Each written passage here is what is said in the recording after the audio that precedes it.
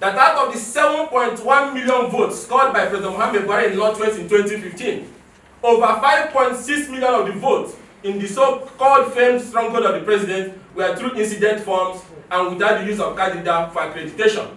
Kano had 1.5 million that was not accredited, Katsina 1 million, Kaduna 800,000, Jigawa 744,000, Sokoto 588,000, Zamfara 578,000, and Kebbi 496,000.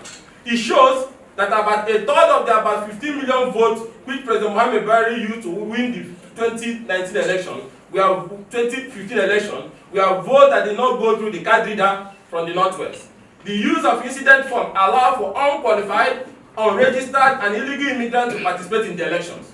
Nigerians can now see the real reason why the president does not want to sign the amendment. The least President Buhari can do an awful performance in almost after an awful performance in almost 4 years is to leave Nigerians with an enabling legal framework to freely and credible conduct elections going forward. The plot to destabilize elections in 10 states. The presidency, believing that it will cross this stage of the plot not to sign the electoral act and reintroduce the use of incident forms, has set in motion plots to fine-tune the next stage, which will be to militarize the elections and destabilize it in at least 10 target states, including Rivers State, plot headed by Rotimi Amechi; Delta State, plot headed by Senator Vio Omagege; Akwa Ibom, plot headed by Senator Godswill Akpabio; Abia State, plot headed by Chituku Emeka Nwogu; Edo State, plot headed by Comrade Adams Oshomole; Imo State, plot headed by Senator Hope Uzodinma; Anambra State, plot headed by Chief Chris Ngige; Kwara State, plot headed by Alhaji Lai Mohammed; Plateau State, plot headed by Governor Simeon Lalong; Benue State, plot headed by Senator George Akume. The plot in Rivers State had earlier been outlined by Governor Nyesom Wike will include planting of guns in certain strategic places which will warrant the compromised SARS commander Mr. Akin Fakorode to move in and arrest leaders of the PDP in Rivers State.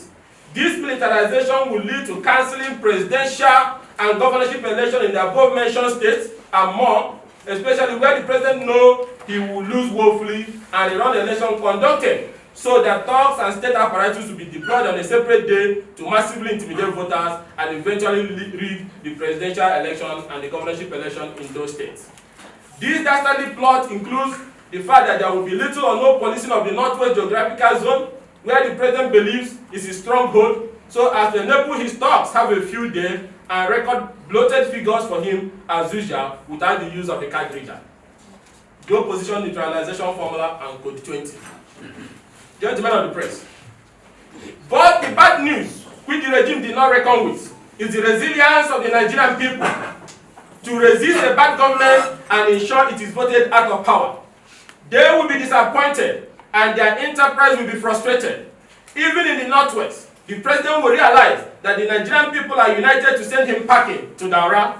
The presidency will be shocked that this political evil forest into which they are leading Nigerians will not save them from the impending massive political defeat.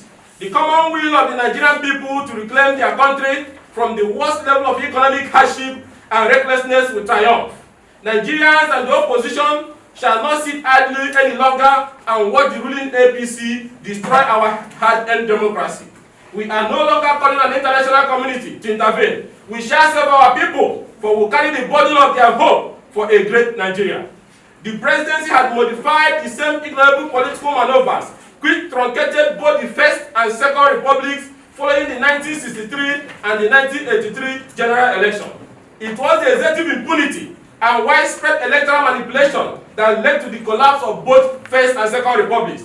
God forbid that our republic collapses because of President Muhammadu Buhari's desperation. It is to this extent that the opposition has resolved, and we are here to brief you today of this resolution, that where President Muhammadu Buhari fails to sign the amended electoral bill, the Nigerian opposition shall be left with no other option but to adopt and launch as the only means of survival of our democracy the opposition code 12, the opposition code 20. This code is as enshrined in section 20 of the Administration of Criminal Justice Act, which allows citizens to perform policing duties of arrest. That section provides that a private person may arrest a suspect in Nigeria who in his presence commits an offense, or whom he reasonably suspects of having committed an offense for which the police is entitled to arrest without a warrant. Hence, having seen the return of the infamous Sunday Adewusi of the 1983 in the form of the current Inspector General of Police, we shall now save our country. We shall not abandon our country and go home. Having seen that the only hope of President Buhari to return to power is accurate purchase of votes and intimidation of voters through the use of institutions of state and state-backed thugs. The opposition Code 20 is a neutralization strategy that will check the mayhem and violence being plotted by President Muhammad Buhari party and rein them in. We shall be mobilizing our people when it starts in all the villages and wards to stop any person seen sharing money in the polling unit and retrieve such money as empowered by Section 20. All the thugs and militia clothed to deceive and intimidate the people will be grabbed and handed over to the police. The opposition cannot allow them to thwart the will of the people. It shall be a show of gallantry, patriotism, heroism, and nationalism by our brothers and sisters who will stand in defense of the true values of our people as reflected in the ballot. Politicization of the security.